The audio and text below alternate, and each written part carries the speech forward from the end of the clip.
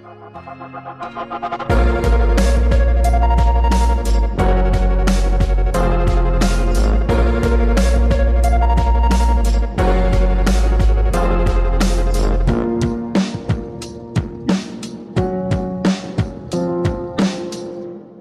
to Blackbird, episode number 35. My name is James, and today I am talking about a topic that I have been curious about for some time. I'm joined by Mike Brancatelli of the Psychedelic podcast, along with Landry Harmon, who you know from the very first episode of this podcast under the Urban Agorist name. We're going to be talking about psychedelics and their sort of physiological and mental and spiritual impact on the people who use them, along with a little bit of the politics behind it as well. Before we get into the interview, let me tell you once again about BU Enterprises. You remember my interview with Juliet Nail from episode number 30. Juliet is waiting for you to contact her so that she can help you get back into your body. I know that everyone is under a little bit of stress right now. And of course, taking care of your physical and mental health can be part of the recovery from that. Juliet is a yoga instructor. She does Pilates, that sort of thing. She has this online training program where you can learn from her how to be mindful of your breathing, of your posture, of the way that you and your body interact. So head over to buenterprises.com to get in touch with her today and let her know that I sent you. And with that, here is my chat with Mike Brancatelli and Landry Harmon. All right, Mike, is it Brancatelli or Brancatelli? How do you say it? Yeah, it's like in between those two. Brancatelli. Brancatelli. Yeah. All right. Well, welcome to the show. You were highly recommended when I was out looking for psychedelic resources because I don't know shit about the subject. So I wanted to talk to you, and then also Landry, who's been on the show before. Good friend of mine who is also kind of into the subject and could probably ask even better questions and maybe lend some insight, decided to join us as well. So Mike, before we get too deep into the conversation, why don't you kind of give a rundown of who you are, what you do, what you've done, that kind of thing? Okay. I'm a human man. I used to do stand-up comedy. Then I co-hosted Part of the Problem with Dave Smith until about 2016. I left, started a show called Psychedelic, where the original idea was to sort of fuse the notion of liberty and psychedelics, because I believe that they're very compatible, and just have been doing that ever since. And I worked in the Amazon rainforest at an ayahuasca center in Peru. I backpacked around Southeast Asia. I basically traveled around and got a lot of experience in the world, different kinds of plant medicines and things of that nature. Then I came back to the States, moved to Denver, helped decriminalize mushrooms in Denver in 2019. And now we're looking at maybe a statewide campaign, but still continuing to do Psychedelic, and I'm putting out another episode or another podcast, kind of, sort of under the Psychedelic umbrella that's a little bit more comedy oriented. Cool. And then Landry, what have you been up to? Let's see. Being a college student mostly, but so I do a lot of stuff, photography, getting back on my writing. I have a Substack, landry.substack.com, that I'm hopefully going to be writing more for this summer. Just kind of been in the liberty space, generally speaking, for the past, since middle school, maybe. But yeah, so that's sort of who I am. All right, cool. So Mike, you were like Robbie Bernstein before being Robbie Bernstein was cool, huh? Pretty much, yeah. Yeah. So, and you said that you left Part of the Problem to do your own thing, like you weren't fired or whatever? No, I wasn't fired. I left pretty abruptly, actually. I just, at the time, I was working for Gas Digital Network, and I was also co-hosting Part of the Problem. And I had just got back from an immensely powerful ayahuasca experience in the jungles of Peru. And I was pretty blown open, and a lot of things were changing for me. Mm-hmm. So I just kind of was like, I'm out. So talk about that, I guess. First of all, what was that experience like for you? Both physically and I guess metaphysically. In Peru. Yeah. It was profound. I mean, I don't know any other way to say it. It was maybe beyond profound. My original intention was to, I'd been experimenting with psychedelics for a while, and I heard a lot about ayahuasca, mainly from like Aubrey Marcus and Amber Lyon. Those were kind of my two entry points on JRE. And I started to do more research about it. When I felt comfortable and I felt like I had chosen like a good, safe place, I went down there and I thought, okay, I'm going to get a little bit of this healing that everybody's been talking about. I'm gonna maybe figure out what's going on with my depression. And sometimes I feel like killing myself. What's up with that? What's going on? And maybe I smoke too many cigarettes and I really should quit, or I drink too much, or sometimes I do other things that I don't like doing, or I watch too much porn, right? Like I was like, man, I have these habits that aren't so great, and maybe I could get some fixes for them. And what ayahuasca did was it basically, shattered my complete like idea of anything that I thought was real or like true, or I don't know. I had a non-dual experience. I left my body. I transcended everything. It was the most profound experience I ever had in my life. And so I was like, oh, okay, a little bit more than I bargained for, but it changed me deeply. And it took a long time for me to kind of reorient after that, to integrate back into my world.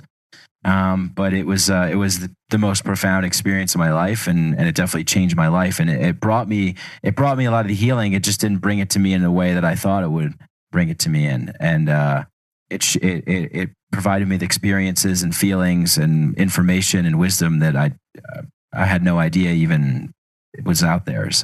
Or was in me. Did it also help with the bad habits that you were trying to break? Or it totally did. Yeah, it did. It just delivered it in a way that I wasn't expecting. I thought I thought I was gonna just like, oh, here's some stuff that you need to clean your house with over here. But it transported me to God. I saw God. I became God, to use that word, because I think everybody knows that word. But the divine, the transcendent. I went to the liminal realm. I was shattered into a million pieces, and then I had to reconstruct those pieces as new things. Yeah. So it was heavy, it was deep, and it was definitely really magical and profound. Landry, can you kind of relate to that in your experiences? Yeah. For me, like my introductory thing was Michael Pollan's book, How to Change Your Mind, came out, and I was like reading about it, about psychedelic drugs and these potential medical uses and stuff. And I think it's maybe the John Hopkins research, I forget which, but it's about like how many people under supervised therapy using psychedelics had a religious experience or a religious-like experience that not just like a week after, 6 months later, they think that's like in the top 5 things they've ever done in their life. Like the top 5 choices was to go under this treatment. And for me, like growing up in an evangelical Christian home or whatever, hearing about miracles, hearing about all this stuff, hearing about people see like eyeballs grow back in people's heads, or people speaking in tongues or whatever. For me, I never saw that. I never experienced that. Like religion was a sort of cold, dead experience to me, but I was still very intimately interested in like a divinity or some kind of something else, something more, right? Something more than just the material world. So that kind of began my fascination with like the psychedelic realm.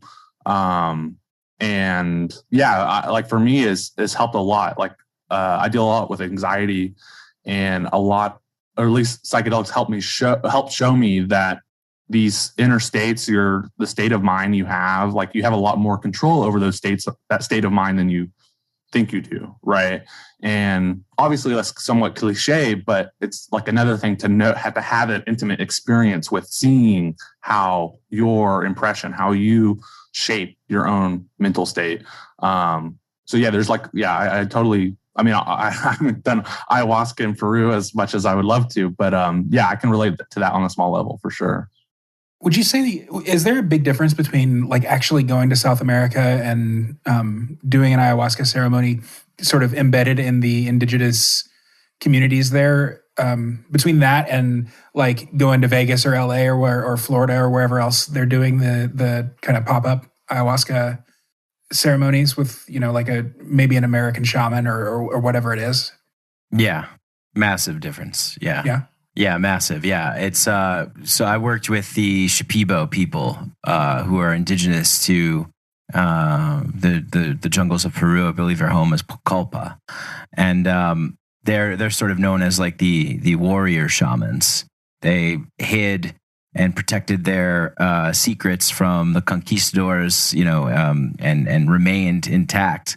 Their tribe remained intact, and so they have they just have a deep wisdom. Mm-hmm. Not all of them, of course. There's people are people wherever you go, but generally speaking, the people that I've worked with who take it really, really seriously, like this is their life. Some of them have started training since they were like 13, even younger maybe, and it's there's something about being in the home of where the medicine comes from, where the plant comes from, where ayahuasca comes from, and working with these people who are really truly experts.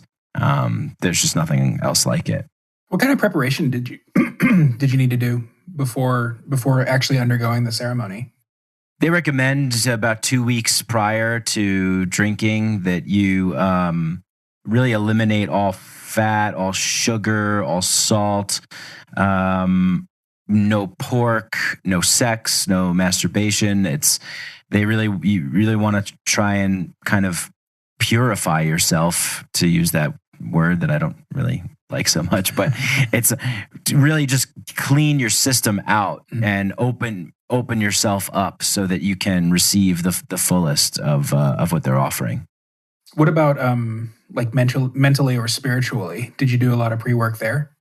The first time I went, not really. I think I had more, like, to Landry's point, he was, kind of talking about having this understanding. I had more of a intellectual grasping of the concepts, or, things of that nature, but I didn't really have the embodied sort of felt sense of what this thing requires of you. I got that after. After that, I started to sort of get more into breath work and meditation and things like that. Beforehand, I was kind of more of just like a psychonaut who was just exploring and not really on the spiritual end of things, although I was interested, but more from an intellectual point. So that's probably pretty typical of libertarians as well, anyway. Yeah. So what would you say is like the major difference between doing like an ayahuasca, like a ceremonial, almost religious ritual, and just doing shrooms with your buddies or on your own or whatever? So I'm not going to disparage that because I do that, I think it's fun. I think they all have their place. And I think that they can be ceremonial and ritual in their own ways. Doing shrooms with your buddies can be a ritual. It could be fun. It could be ceremonial. It could be profound. It could be spiritual. It could be all those things.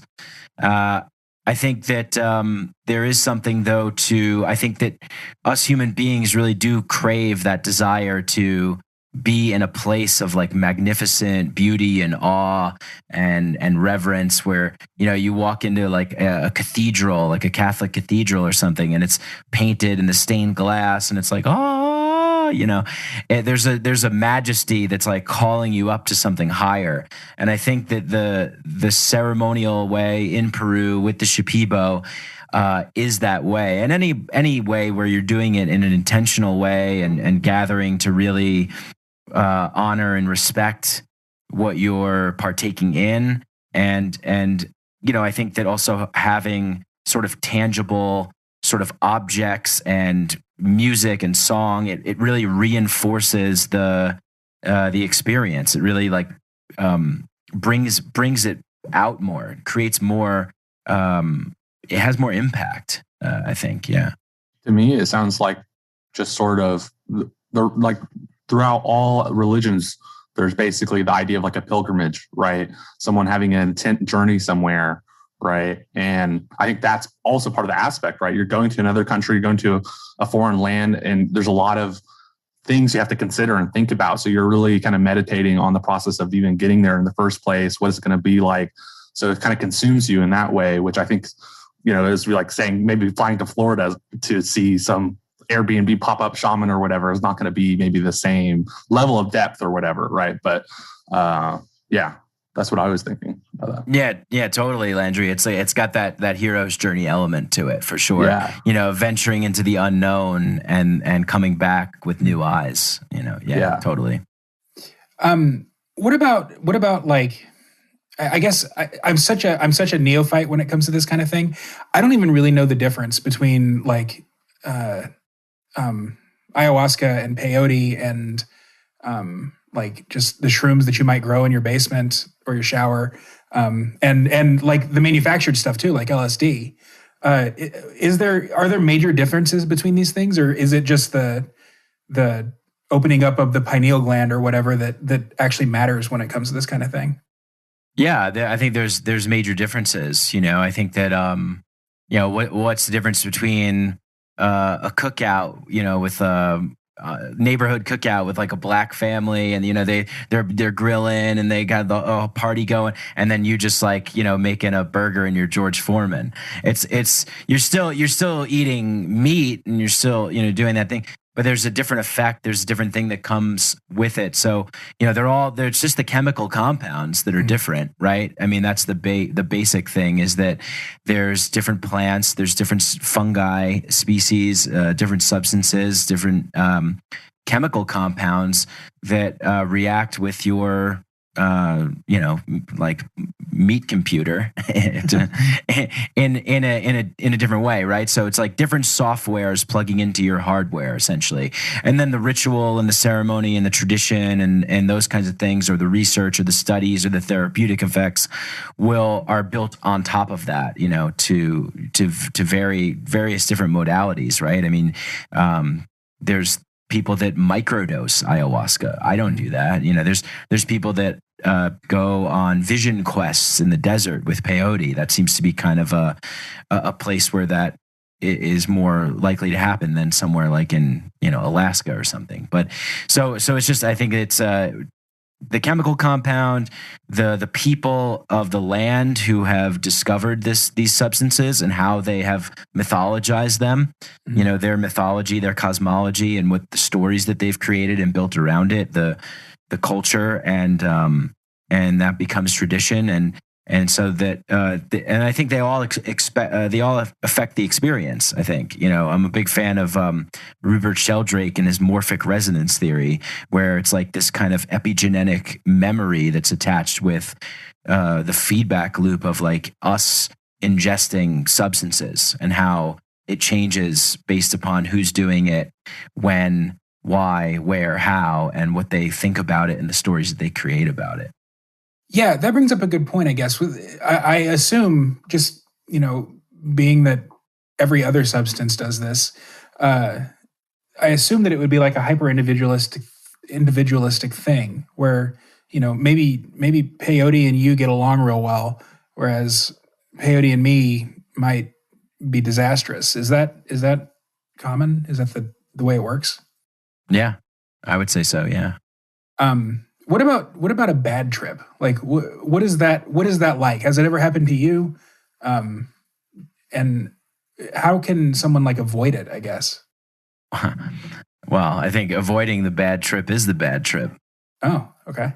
Yeah. Yeah. I think that, we have to look at the world that we live in terms of binary, good and bad or whatever, but it's oftentimes a lot more gray and nuanced than that. So I'd like to say challenging trips, because I think that for me, psychedelics and theogens are hyper real.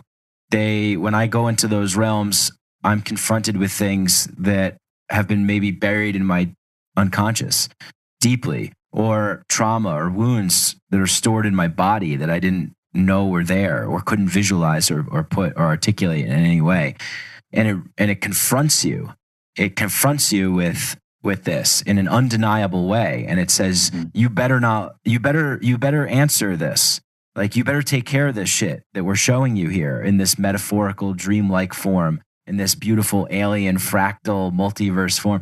You better address this shit. Otherwise, you're off balance. Your life is out of alignment. So when people say they have bad trips, it's usually for a couple of reasons. One would be, hey, let's take 5 grams at this Disco Biscuit show and see what happens, just like with no preparation, no knowledge. Who'd you get it from? I don't know. And you're drinking alcohol and you're doing other things. And all of a sudden something comes up in that, that space. Something is made visible in this psychedelic space that you don't really want to see. Something about your mom yelled at you when you were a kid and how that impacted you, or some teacher said something, or whatever it was, or you did something wrong, and it's like showing that to you. And that's not to say that's always the case, but that can be the case if you haven't sort of, to borrow Jordan Peterson's phrase, like clean your room. Like, if you haven't got your house in order and you're not like living in alignment, you're going to have bad trips, because the bad trip is a conflict within yourself. It's something that's not right within you. And when you're in conflict, you're not going to have a good time. Yeah. I think there's also, like, for me, I've had experiences where I've had a bad trip because I wanted a good trip too much, like I was trying to impress so much on what I wanted to get out of it that I was trying to control what I wanted out of it rather than receive what it was going to give to me. Right. So I think that's also part of it, is just like, what is your mindset?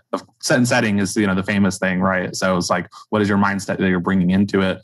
And then where are you at in terms of like just physical location, even what is your relationship to the environment you're around? And that's going to also impact how you're receiving the trip. So those things go into it and can produce a more challenging trip than not. Yeah, that's a good point, Landry. I just want to say that it's really about surrendering. I think before taking these things, you have to say, I am up for anything that happens. Like, I'm up for anything that comes, and really mean it, otherwise it's going to be really bad. Yeah, definitely. Mike, had you, so I guess that kind of gets back to the preparation work then. When you went to that first ayahuasca ceremony, had you done that? Had you cleaned your room and prepared yourself properly? Or, was it a real challenge for you? I had, to a certain degree. I've been doing a lot of like intentional mushroom ceremonies by myself. So I've been doing that, and I did sort of do a bit of a preparation, but also, like I said, like, I had these things that were out of balance too. So I knew that at the time I had enough experience where I've been doing it for a number of years, where I was like, okay, well, I know I have to surrender. I know I have to get out of my mind, any expectation I have about like, whatever, if I heard Aubrey Marcus talking about how he saw this dragon or whatever the thing was, just get it out of my mind and surrender. And so I was really trying to not try. Yeah. Landry, what about you? What was it like for you first getting started? Oh, as in like seeking him out, or what do you mean exactly? Like did you prepare for it similarly? And yeah. And if you did or didn't, what was it like when you kind of went through with actually consuming it? Right.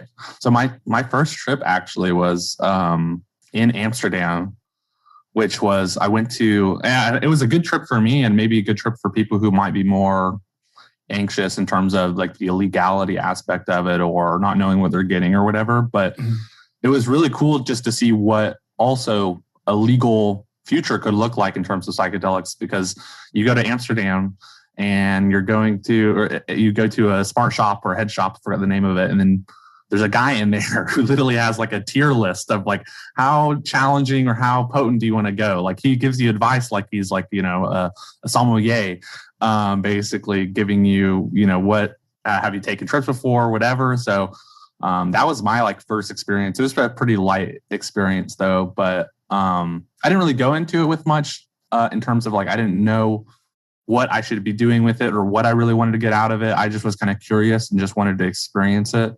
And it was a pleasant experience. I don't know if that first experience for me maybe wasn't the most transformational, looking back as terms of like now having a better sense of value relatively. But yeah, so that's sort of how I went about it first. I kind of just went into it with a curiosity and received from it what I could, so. I have heard that like your first psychedelic experience, or maybe, I don't know, maybe even subsequent ones, you want to have someone there to kind of babysit you. Is that real? Yeah, they call it like a trip sitter. Okay. I think that's a safe bet, I think, for me, first time I took mushrooms, I think I was 15. And, I had been taking psychedelics for a while, but I just didn't know shit. Like I was just taking them just like they were just drugs to get me high. Right. And like me and my friends would just laugh and have a good time. And so, but there's something to be said about that too, of just like, hey, you and your buddies want to just like go for a hike, or, you're camping, take some mushrooms, you all take them. You don't necessarily need someone there to babysit you. You all know what you're doing. You're hanging out, you're having a good time. But if you want to go deep, I guess a lot of the stuff that I've been referring to is kind of more the deeper ceremonial stuff. So if you want to go really deep, and I guess that's, anything over like 5 grams, I would say, of mushrooms. And, ayahuasca is definitely that. I would say DMT, a large dose of anything, if you're like, hey, I want to really go into this realm, right? And it's about going somewhere else to another dimension.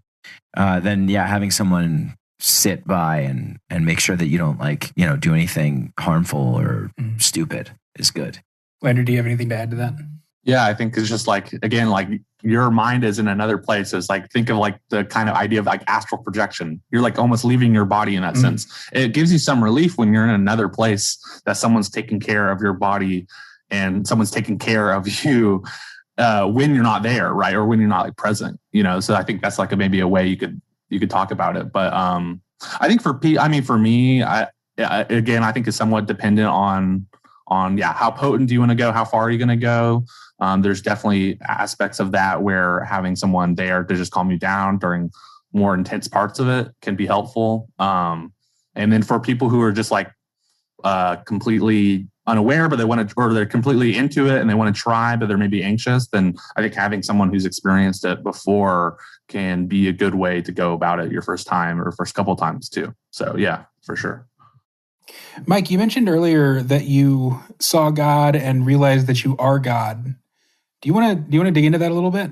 No, I think it speaks for itself. Yeah, sure, of course. I think that it's hard to explain, right? I think that's why I love psychedelics so much. I love these things so much because it is just an undeniable direct experience, and when other people have them as well, there's kind of more of an understanding of like what we're pointing to, because it can never really be captured. But essentially, I was in a completely blissful and euphoric state, like nothing I've ever experienced before.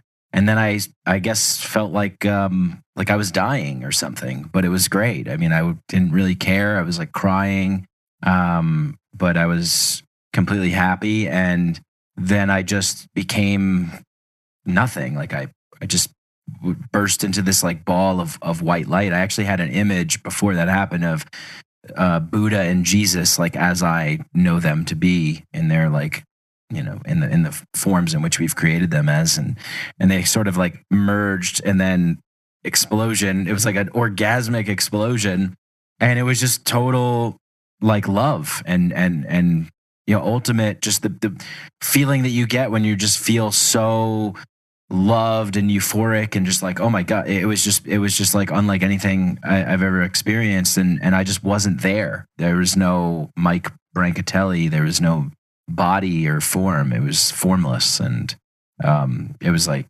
very peaceful. And yeah. And then afterwards, I came back into my body and I was like a little depressed. I was like, man, I want to go back there. That was great. Like that must be what God is. having grown up Catholic and gone to Catholic schools and that sort of thing, that reminds me a little bit of going on weekend-long spiritual retreats. Like on Monday, you only want to go back to the retreat site. I would imagine it's not quite as powerful, but I think I can kind of relate, and my religious listeners can probably do the same. I think that's something that's really interesting, at least for me, as like, maybe a post-Christian, I guess I could call myself, is that the West, and going all the way back to, for your religious listeners, going back to the tabernacle, right? Like there is a separation of the sacred, right? The sacred is kind of revered. They would tie the rope around the feet of the high priest as they would go into the innermost, the Holy of Holies, right? And to me, this is like it's a somewhat of an egalitarian experience in terms of like anybody who wants to go along this road can have that like experience with the divine, right? Whereas like there's some problem in the West where we have like created so many structures around whatever that sacred is, right, that have kept people out, right, or even deadened it because there's so much like bureaucracy, in terms of like spirituality, right? So I think that's another way or aspect of the psychedelic experience that's really nice. It's just like for people who are not fulfilled in their spiritual life, in the sense that like they don't think they're getting anything from out of it, there's definitely something definitive you could get out of these experiences for sure. So it's almost like an ordination ritual in addition to a like what spiritual or psychological, I guess, psychophysiological. That's probably right. Experience. I mean, it's like a sacrament. Yeah, I'd say so. Huh. Yeah, it's definitely an initiation as well. I think that there's, it changes you. You sort of become something else. There's a death and rebirth. For what I'm talking about specifically in that sort of non-dual experience that I had. Yeah. So it's all 7 sacraments then. Actually, one of the sacraments, matrimony. How has it impacted your interpersonal relationships? Yeah, tremendously. In so many ways. I mean, I think ultimately the first relationship was the relationship that I have with myself. And after that, realizing that pretty much the way that I treat myself, the way I talk to myself, how I think about myself, all those kinds of things also seep out into the relationships that I have with others. So, it's changed it tremendously, and continues to. Primarily positively, or have there? Yes. I mean, obviously, I think there's a difference between positive as in healthy and positive as in like the surface level positivity. Oh yeah, we're buddies, or oh yeah, I love my wife, or whatever it is. Like, have you had relationships end for instance because of your like newfound confidence or something like that? Well, so after I came back from that journey in Peru in 2016, I had a lot of things end. I had a relationship end. I had friendships end. Yeah. I had a job end. I left the podcast that I was on. I left the network that I was working for. Like, everything crumbled to dust. I happened to be reading a book called The End of Your World by spiritual teacher Adyashanti. And he, anything that wasn't serving me in my truest and highest good, and that wasn't directly in alignment with who I am or who I want to be, crumbled. And it just, it was like, this is not serving you anymore. Goodbye. And it's difficult, it's challenging. But as I picked up the pieces, then I started attracting people that were in my, that were right for me. Mm-hmm. And I was like, prior to that, things would happen. I go, why that happen? Why can't this person just see it? And then after that, all that kind of shifted and changed. It felt like I was like a dusty magnet that had a bunch of crap on it, and then it got cleaned off. And now I'm like a magnet that can really attract what I want. And once I started doing that, I didn't really worry about all the other stuff. I guess that's one of my bigger worries, actually, is that I'm gonna. So I work a job and I like my job, but I wouldn't say that it's like my calling or whatever.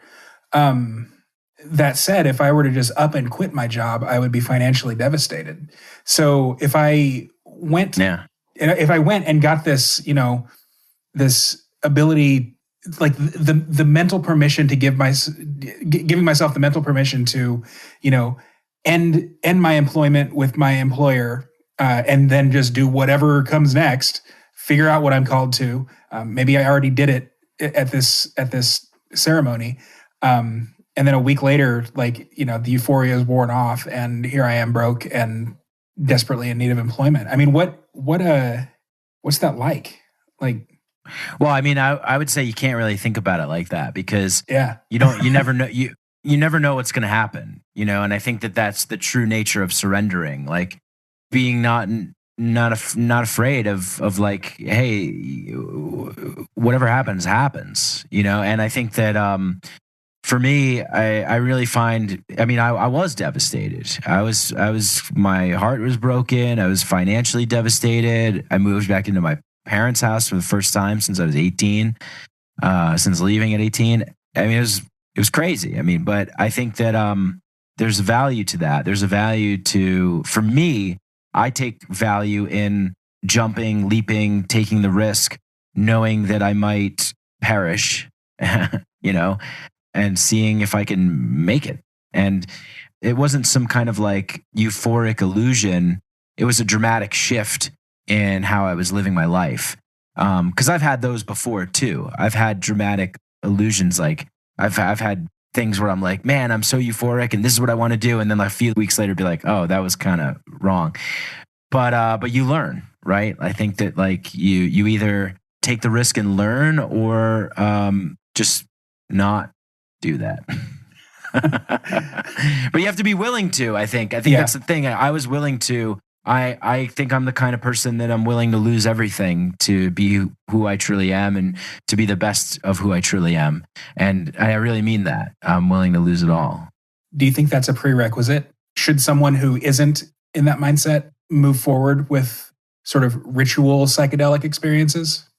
Oh, I don't know. I mean, I think I'm a big believer in like if it calls to you. If we all know the times where we feel like maybe we should have done something but we didn't, and we're like, damn, I should have done that, or maybe I should have acted in a certain way and I didn't, and I kind of regret it. Oh man, I was kind of a dick there. Why was I being like that? So it's like I think that listening to that voice, inside, and that is the only thing that I try and like, and I don't, answer to anybody except for myself. I mean, none of us can, it's like, there's this great quote in this movie, The Kingdom of Heaven, where the King of Jerusalem says to Orlando Bloom's character, he's like, you cannot stand before God and say, oh, but I did this because of this person, or I did this because they made me do it, or he's like, that won't suffice. It's only you can only answer to yourself.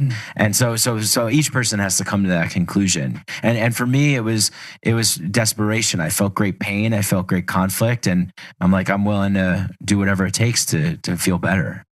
What about you, Landry? I know 2020 was kind of a shitty year for you, just mental health and relationship and everything wise. Mm-hmm. Have you dealt with that using psychedelics? Yeah, I mean, so basically I was at a point this like past couple of months where I was just really alone in terms of just like I'm dealing with online classes, and I'm not, I love to learn, but like when you're in a classroom with teachers that like have never been, they didn't get their job because they're charismatic and good on screen. They got their job because they have like a very niche level of research on a particular topic, right? That's why professors get their jobs.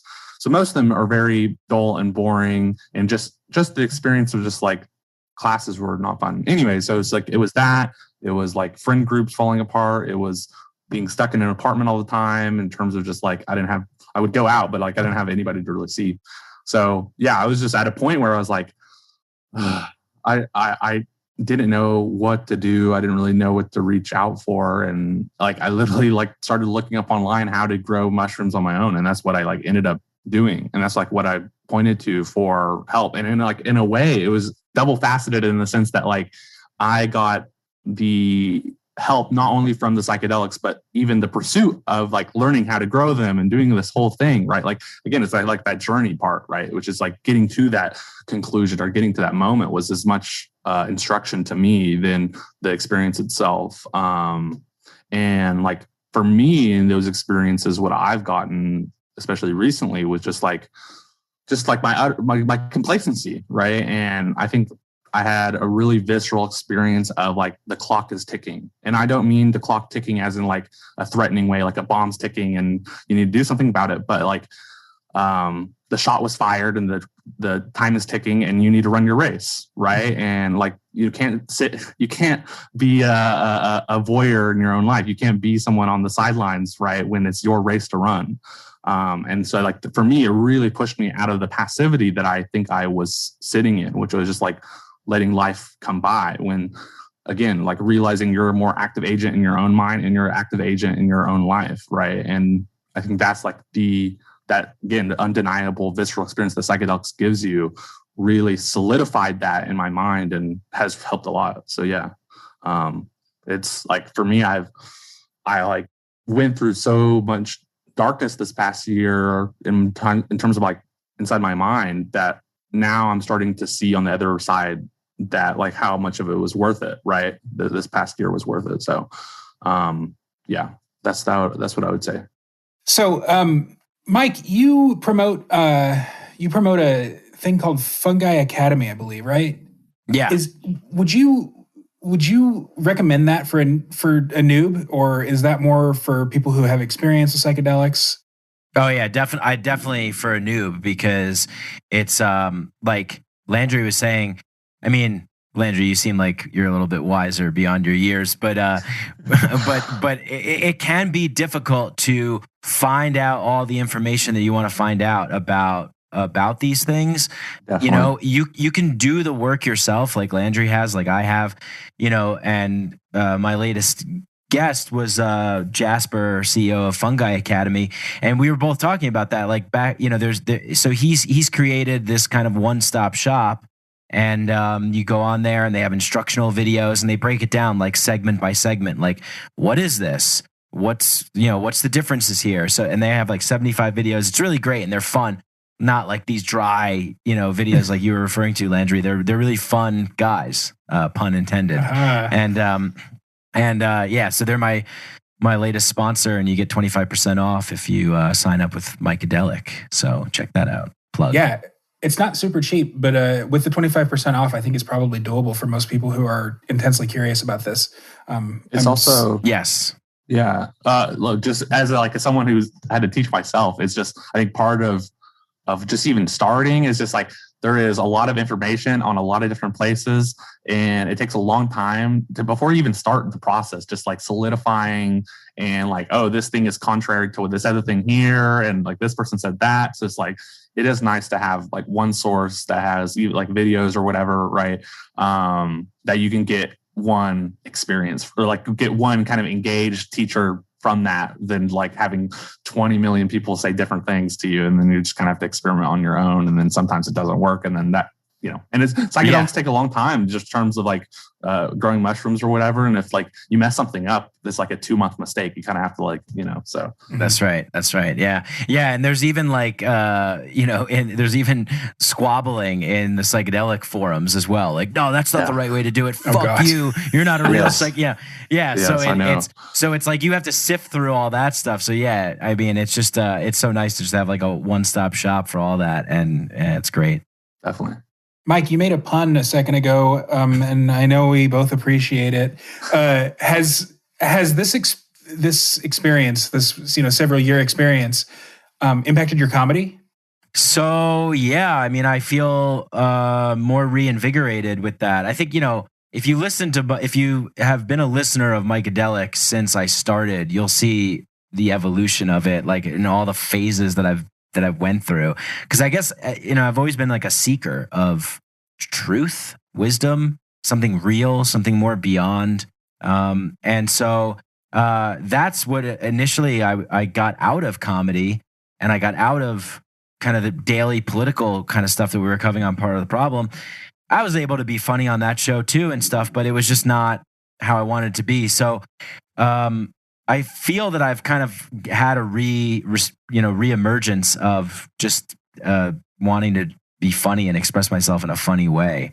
Mm-hmm. So I've been doing this show now called Psychedelics with my co-host Matt, who's a young guy, and we just get high and have fun and talk shit, and it's really liberating. It's really freeing. I've been putting it out on my Patreon. I've put a couple episodes out on Psychedelic, but it's a very different tone, for I think a lot of people. Yeah. Anyway, just to answer your question, yes, yes, it has. It has.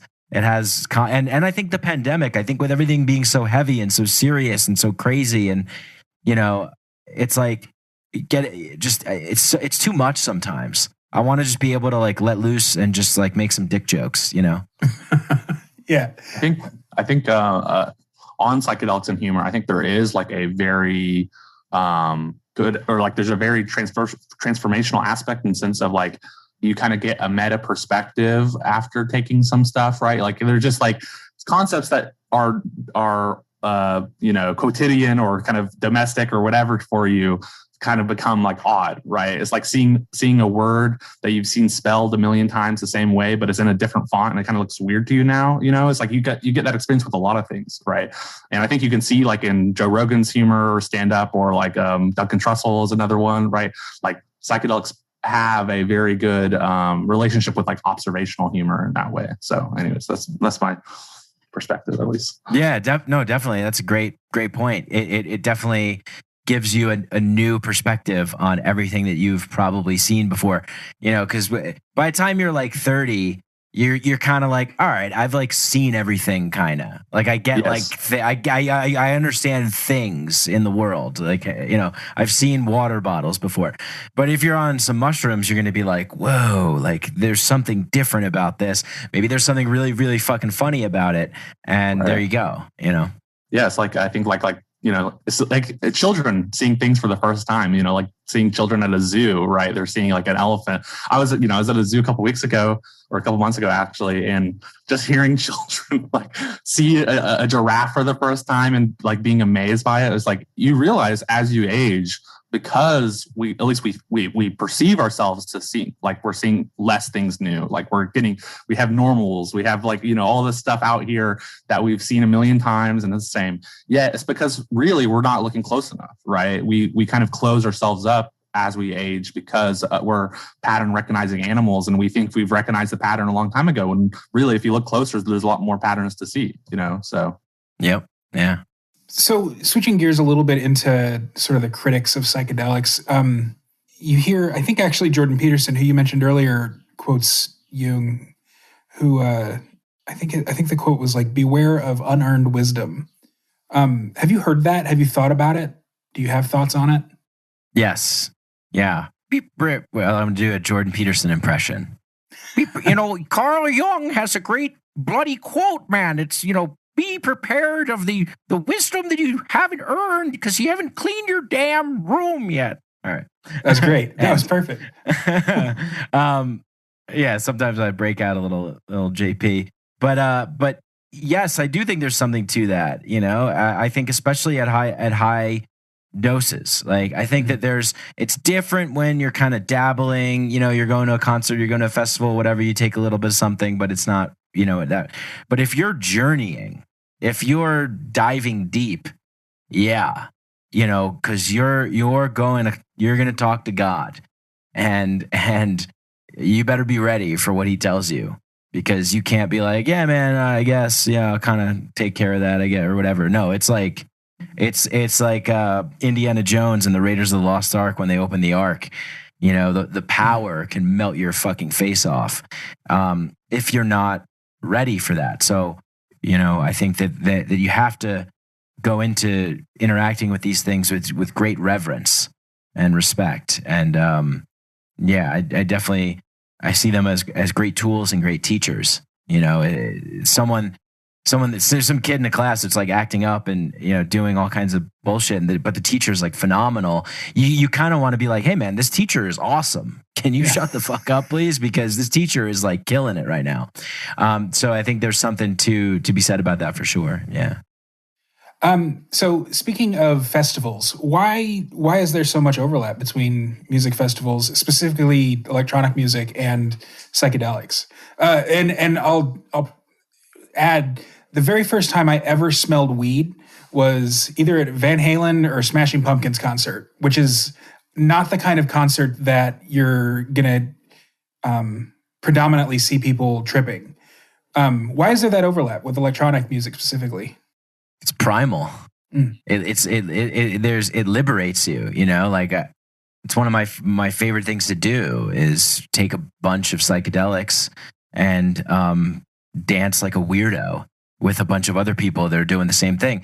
It's really freeing. You know, I think about that scene in the Matrix where they're in Zion and it's just like this wild, you know, party. And it's like it's like tribal. It's freeing. It brings you right into your body, and you're just having this direct experience with other people around you, and this music that is just like thumping loudly, and it's really fun. Yeah, I think a lot of festivals, like EDM scenes, right? It's like MDMA is sort of the drug of choice in a lot of those places. In addition to psychedelics, I think psychedelics are also used, but that's just like a very social drug. And like, what's better than dancing to like 120 beats per minute to like other people around you and feeling really good, feeling, you know, kind of a sexual energy, right? Like that's kind of the common. It's MDMA. You could correct me if I'm wrong, Mike, but I think MDMA is sort of like different in terms of the chemistry compared to the traditional psychedelics, right? It's kind of adjacent, but right. Not you're fully. right. Right. Yeah, totally. And just one more thing about that is that because we all deeply, deeply desire like community and connection and love, Right. and like when you find yourself in that environment, you know, it's just like there's just nothing else. We crave it. We're missing it. We don't really get that. You know, indigenous peoples would dance and sing and bang a drum for hours routinely, you know, and we just don't really get to do that so much anymore. But when we get the opportunity to do that, man, does it feel good. And it can be on psychedelics at like a psy trance show, or it could be MDMA at an EDM show, or it could just be, you know, drinking and smoking cannabis and getting into a mosh pit. You know, it's the sense of community and connection, I think, as well. Right. MDMA for the noobs is Molly, right? Yeah. And that's like ecstasy, but the sort of purest form or whatever. Is that? Yeah. Okay. That's a chemical compound that Alexander Shulgin invented, was MDMA. Okay. Landry, were you rolling your eyes just then, or No. I was just like, I'm trying to remember. The video of this isn't coming out, but I saw your eyes go in the back of your head, so I want to make sure that you're saying what's on your mind. I'm just trying to remember if there's something about the chemical structure of like what we would call ecstasy and what we would call Molly or something like that. Okay, maybe I'm wrong. That's what I was trying to remember. Right. Yeah, what we used to call ecstasy was typically. Because it typically was mixed with methamphetamine. Okay. It was because it kind of gave you more of like an upper kind of feel to it. MDMA is not like that. Pure MDMA is just a very heart opening, empathetic kind of euphoric present state of being. And then Molly, that, you know, there's other things that are mixed in with these things. But when we're talking about pure MDMA, like what MAPS is doing with their research with PTSD in veterans, they're using MDMA. They're not like, you know, giving them ecstasy. Hey, take some ecstasy, you guys. We're going to put on some, you know, fucking techno music or something. Right. So yeah, it's gone through many stages, you know, of like what it's mixed with and things. Yeah. What's the difference in the like physiological or whatever experience between doing MDMA and say shrooms?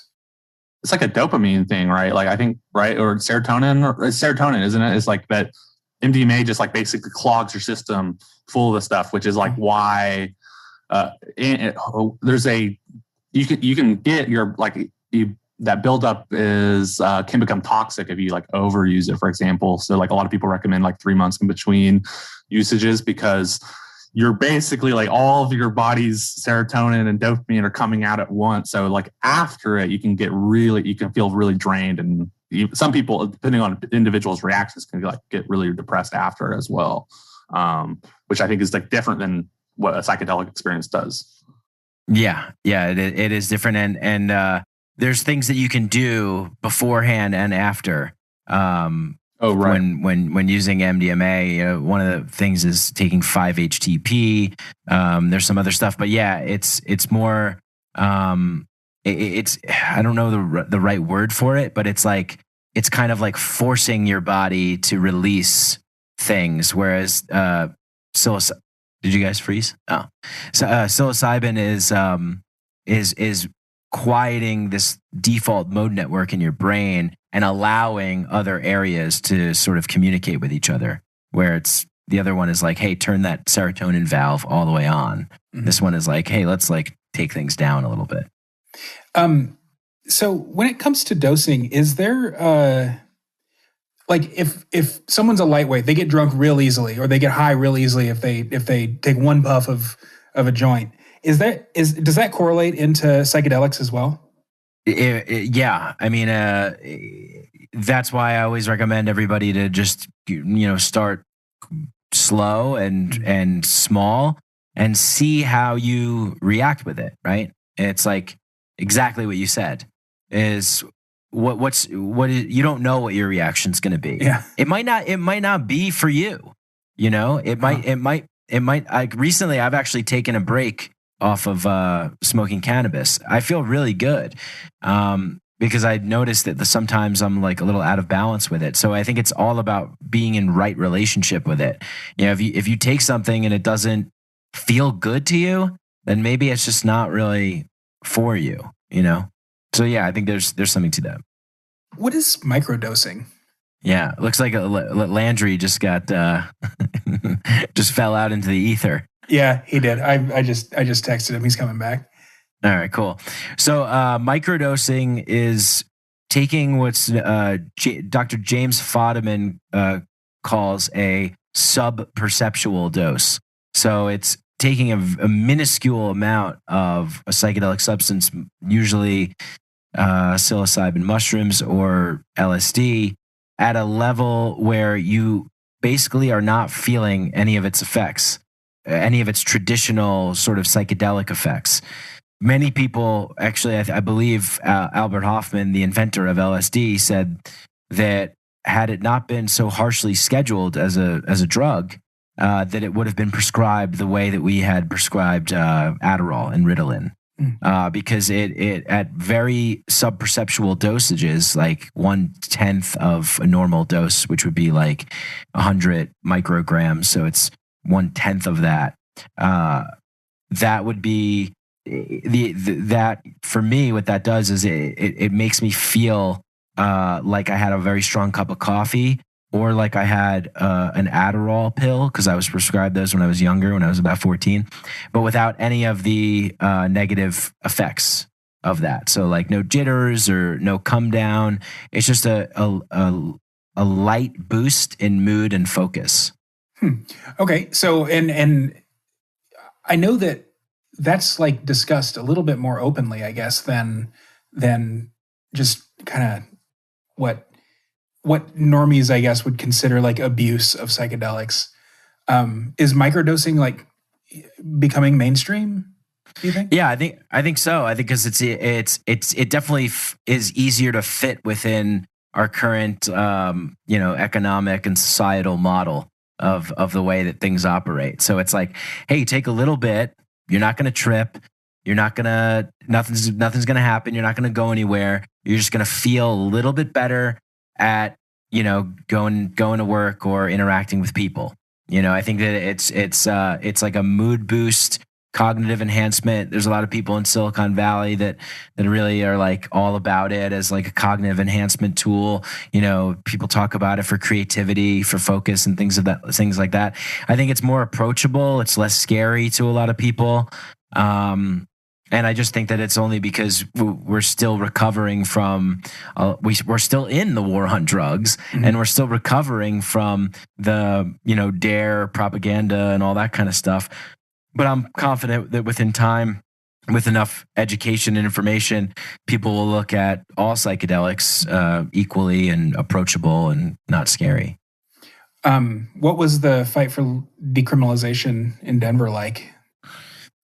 It was great. It was amazing. It was a true grassroots effort. It was young people, old people, people of all ages and races, and it was just everybody getting together for a common mission to educate and inform people about psilocybin mushrooms, their benefits, everything about them. And we were just like armed with all the data from all the most legitimate sources that we could get, and from endorsements and whatnot, and walking around, knocking on people's doors, going into stores, putting flyers up, and making sure that people, when they got their vote in the mail, when they got their ballot in the mail, that they voted to approve it. And they did by a little bit. And it's been great ever since. It's been really, really nice to not have the fear of being thrown in a cage like an animal for putting something into your body that, someone else might not fully agree with, but you're causing no harm to anybody else, right? I mean, it's like, who would have thought? But it was really good. What has the community been like since decrim? I don't really know. I mean, there's an organization that's working with like the city council to sort of come up with, I guess, like a more of an understanding as to what to do and things like that. But as the law stands, it's no resources will be dedicated to arresting anybody or convicting anybody for personal possession of psilocybin mushrooms. So that's great. And then so they're just kind of like, working a little bit more towards like being on the same page in terms of what happens. There's the Denver Mushroom Cooperative. That's a cooperative organization that's teaching people how to grow mushrooms, which is really great because, as Landry was saying before, like the whole process is really empowering. You learn how to grow, you find out what to do, you meet other people. But really, I mean, when the pandemic kind of shut everything down, because it was the vote passed in May of 2019, and then shortly after it was kind of like, okay, now nobody can like meet anymore or whatever. So there's, I guess, a lot of online stuff that was happening, but I would say that it's still at the early stages. I think in the next like coming years, it's going to be more normalized. I mean, we look at the way cannabis is here. It's great. I mean, it's just not even really, it's not an issue. It's not something you walk outside, you smell weed in the air. It's like, oh, great. It's good to be back in Denver. All right. Landry is rejoining. Welcome back, friend. Oh, he's still connecting. There he is. Hi. Okay. Welcome back. All right. I knew there was a freeze because I was looking. Yeah. Well, I thought we all froze. And then I was like, okay, Landry froze. All right. Now he's back. Sorry about that. All right. No problem. We were just talking about kind of what the world's been like in Denver since they decriminalized mushrooms. Oh yeah, and people have less fear. Yeah, people have less fear. Like more people are asking me about them, and more people are interested. I sat for someone. I do that. Like I'll trip sit for people. This guy who's a veteran and, dealing with a lot of stuff. And he wants to start like a veteran community of people that are learning how to grow psilocybin and work with psilocybin and make it kind of a bonding kind of thing. It's great. I mean, it's really great to see. So, and then I was just saying, Landry, that the pandemic has kind of like, it wasn't like it was when we were working on the campaign. When we were working on the campaign, the community was out and about. I was like going to meetings every night. You just saw people all the time. Everybody was talking about it. It felt like it was everywhere. And then it kind of slowed down a little bit. But I feel like it's reemerging. And that's the poster right there. Decriminalized mushrooms, May 7th, 2019. That's awesome. Okay, let's screenshot of that. So there are like a lot more in terms of like social organizations that are kind of growing as a result of like this decriminalization status, right?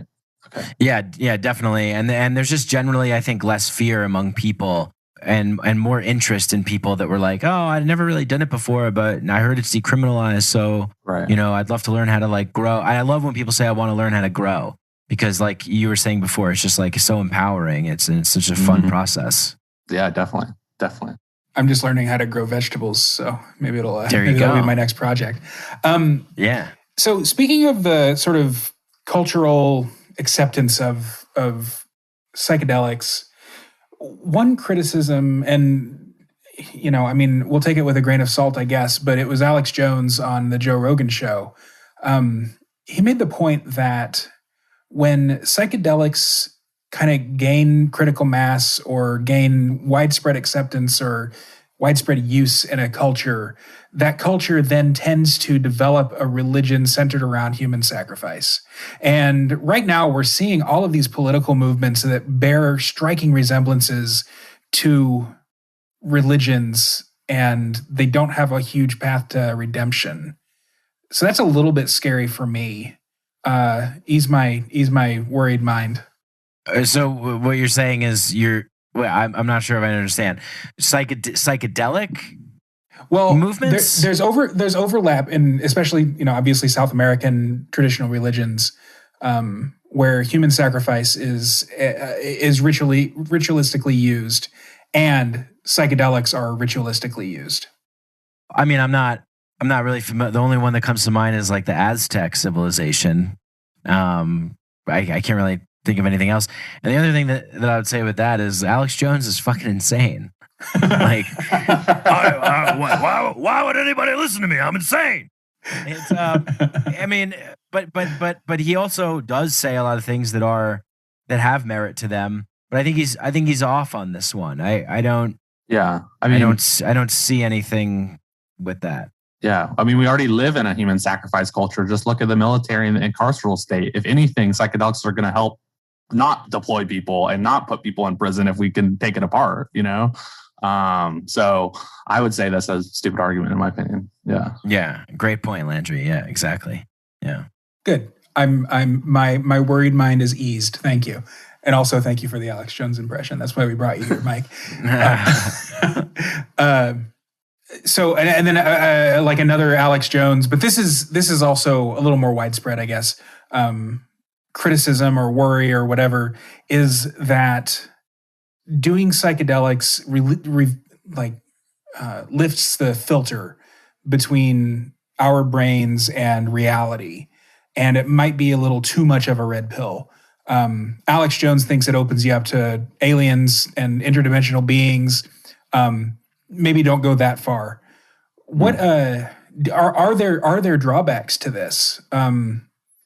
Does it make us a little too human, I guess? I mean, I would say that there's drawbacks in the sense that if you're in power, there are drawbacks. Yeah, definitely. If you are benefiting off the current status quo, then these things are the antidote in terms of changing the status quo. Then yeah.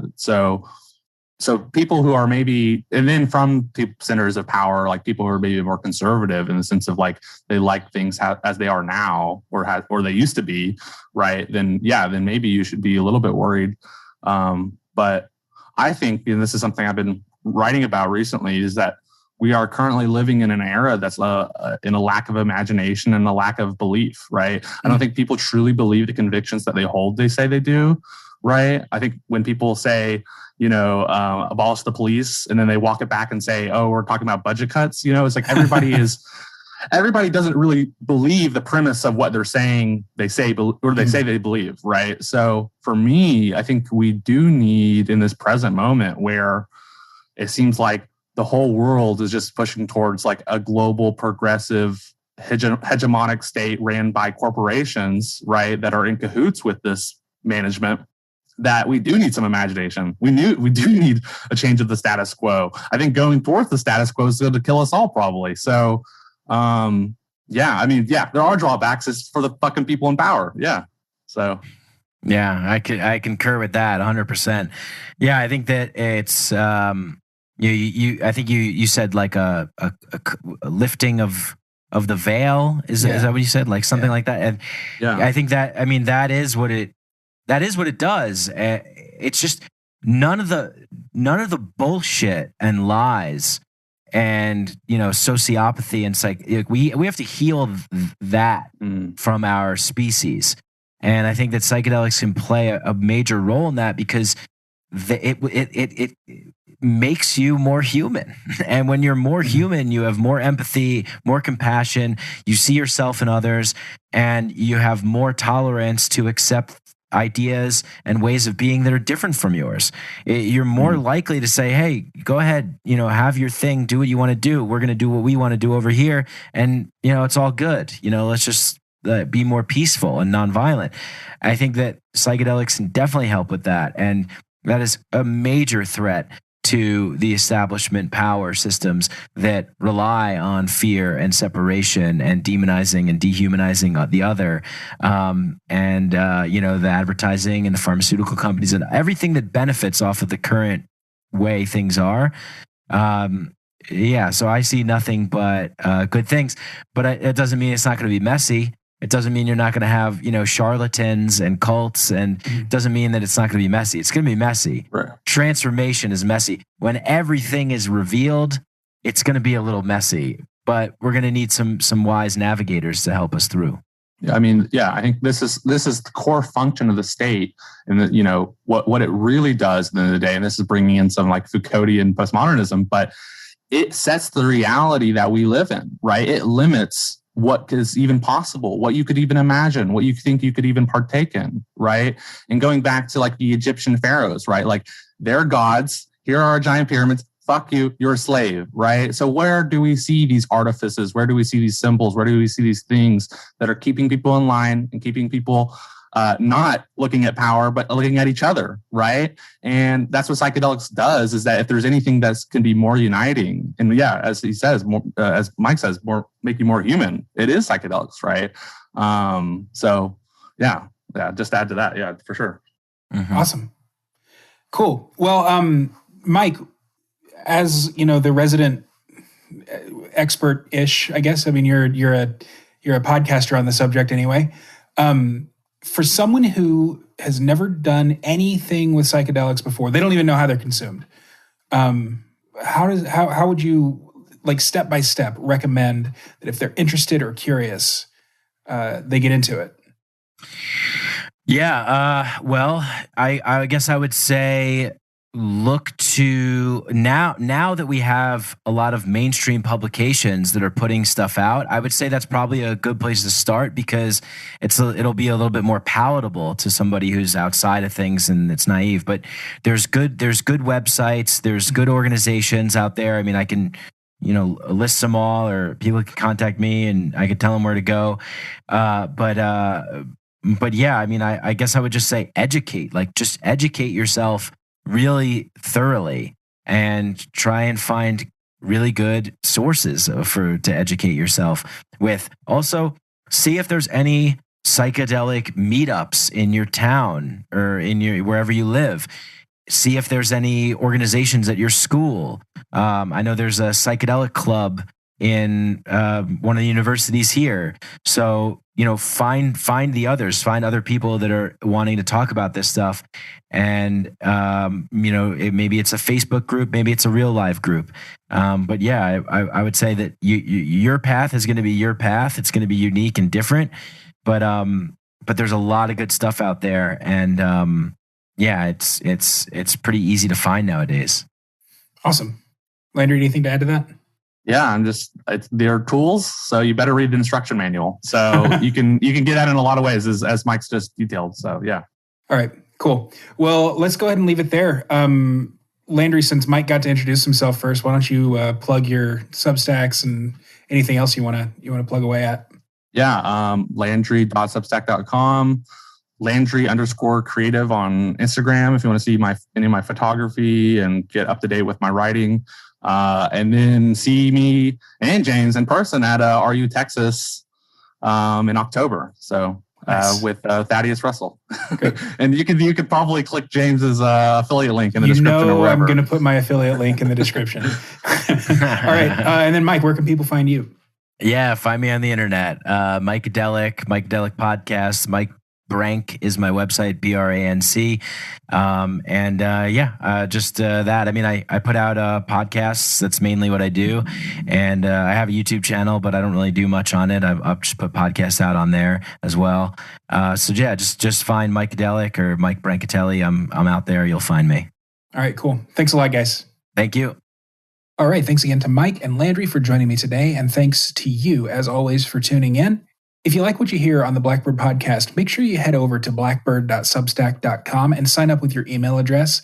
I am releasing more and more written content that I know you're going to enjoy reading. And in addition to that, you'll also get email updates whenever I publish a new episode. And of course, you can also support the show financially at Substack. I really appreciate all of my subscribers. If you would like to sign up for a monthly or annual subscription, once again, just go to blackbird.substack.com. I'm also now accepting crypto donations at blackbirdpodcast.com/follow. If you head over there, you will see all kinds of links for all the different tokens that I take. And if there is a token missing there that you'd like to donate, then by all means, let me know and I will set up a wallet and let you send it there. Of course, your financial support really helps me out in this project, but it also will be getting you benefits in the form of premium content here very, very soon. If you have ideas for premium content beyond just, the locked article here and there, let me know. Give me your ideas. I would love to know what you are looking for in a premium podcast offering, whether that's early episodes, my own reflections on the episodes, live streams, that sort of thing. Just shoot me an email or hit me up on Twitter or whatever. You can always email me by just hitting reply on the emails that you get from Substack or emailing directly blackbird@substack.com. That'll all go to my inbox. So that's it for this episode. Don't forget to go to buenterprises.com. Say hi to Juliet for me. And until the next episode of Blackbird, live free.